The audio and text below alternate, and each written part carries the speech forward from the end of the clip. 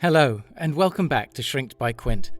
Each week, we delve into the intricacies of psychotherapy, dispelling myths and exploring the latest research across a broad spectrum of mental health topics. My goal is to empower you with the knowledge and insights needed to foster a healthier, happier life. Because after all, your health is your wealth. Now today, I'd like to ask if we, as psychotherapists, have been ignoring our clients.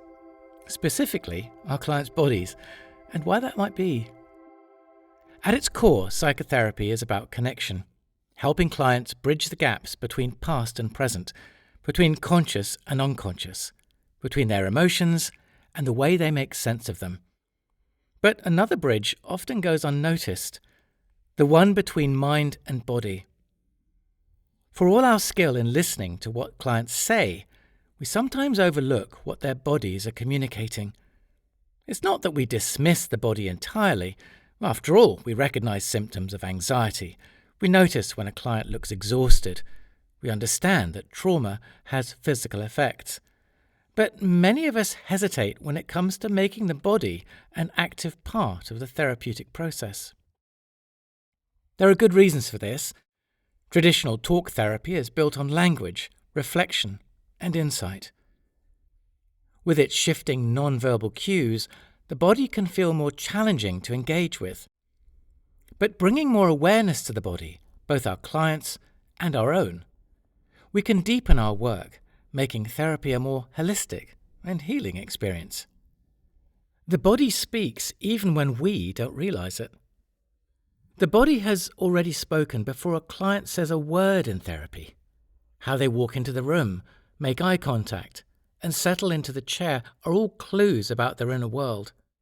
Clients might say they feel fine, but their hunched shoulders tell a different story. Another might describe a situation calmly, yet their foot taps anxiously against the floor. This isn't just metaphorical. Emotions don't exist solely in the mind. They're experienced in the body. Anxiety speeds up the heart and tightens the chest. Depression slows everything down, making limbs feel heavy. Trauma can leave a person's body on high alert, as if bracing for danger that isn't there. Just as clients bring their bodies into therapy, so do we. As therapists, we often notice subtle physical reactions, feeling unexpectedly tired, sensing tension in our shoulders, or experiencing a wave of emotion in response to something a client says. And these sensations are not distractions, they're part of the therapeutic process. They can tell us things that words alone might not reveal. By paying attention to these signals, both in our clients and in ourselves, we open up new possibilities for understanding, connection, and healing. So, why might we have overlooked the body in therapy? Well, understandably, therapy has traditionally focused on thoughts and language. From Freud's early explorations of the unconscious to modern cognitive behavioral techniques, therapy has often been about naming experience, making the unspoken spoken, bringing hidden patterns to light. However, this focus on language can sometimes leave out the parts of experience that can't easily be put into words. Some emotions are felt before they're understood. Some traumas live in the body long after they've been processed intellectually. Some moments of connection in therapy happen not through words, but through a shared silence, a grounding breath, or a subtle shift in posture that lets a client know they are indeed seen.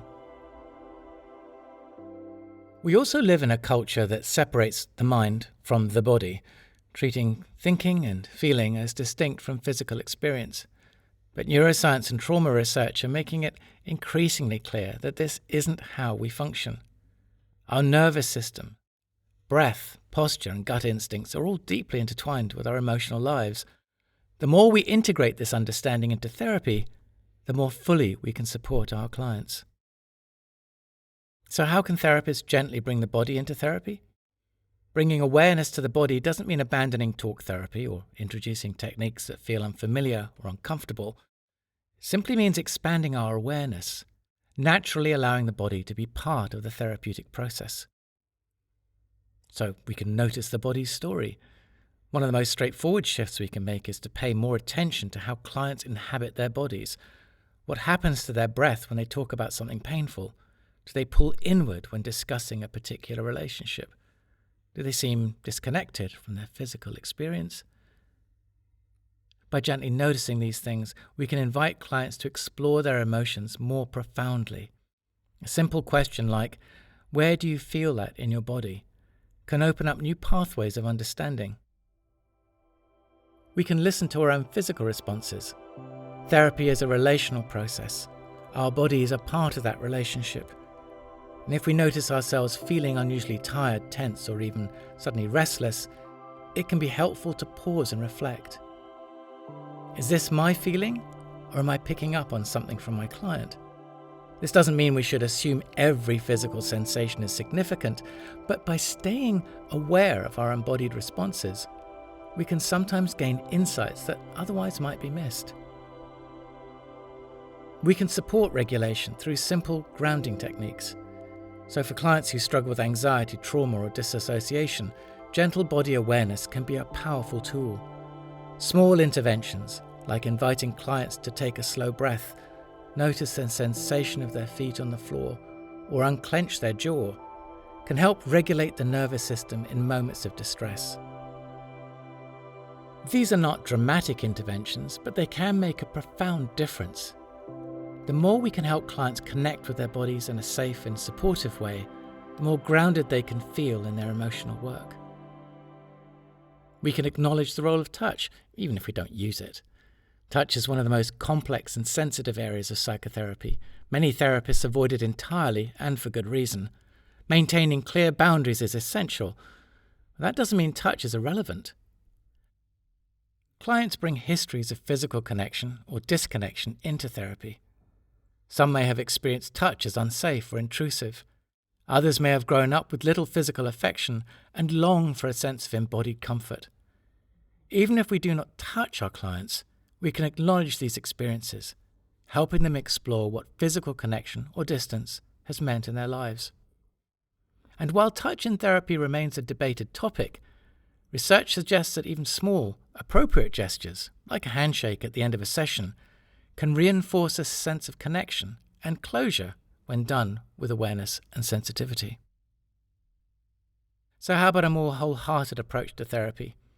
Bringing the body into therapy isn't about rejecting what we already do well. It's about deepening our practice, about recognizing that healing doesn't just happen through insight, but through experience.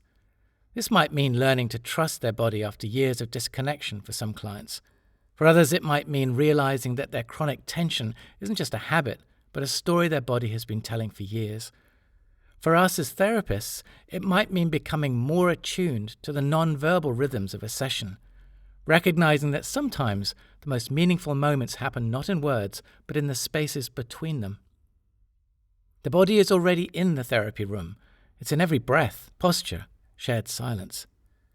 The more we welcome it into our awareness, the more fully we can meet our clients where they are, not just in their thoughts, but in their whole embodied selves. And that, surely, is what therapy is meant to be. So that was just a few thoughts on the role of the body in psychotherapy. I do think or feel that as we are all embodied, it behooves us to look at how this is valuable material to use within a session. Thanks for tuning in. Remember, your well-being is the cornerstone of a fulfilling life, because your health truly is your wealth.